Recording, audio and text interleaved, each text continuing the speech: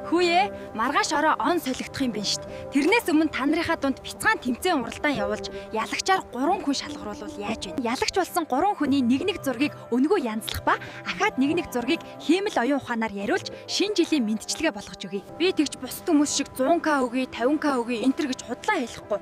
Чадах зүйлэл өнгөө янзлаад засаад өгье болно мэдтэй хүмүүсээ. За анхааралтай сонсоорой. Маргааш өглөөний 9 цагт би асуултаа асууна. Хамгийн түрүүн зөв таасан 3 хүнийг би шууд ялагчаар авна. Тавартаа оролцохын тулд заавал миний пэйж дээр фоллоу дарсан, бас энэ бичлэг лайк дарж шеэр хийсэн байна шүү. Тэгээгүй бол ялагчийг тооцохгүй. Өглөө 9 цагт болцсон газараа товлсон цагтаа уулзъя. Аламс нь өнөө шөнжин ямар тавар таалах вэ гэж бодож хонно. За, зураг засаж бичлэг хийхэд цаг зав их ортог юм оо. Би нэх үндтэй янзалдаг шүү хямдхан.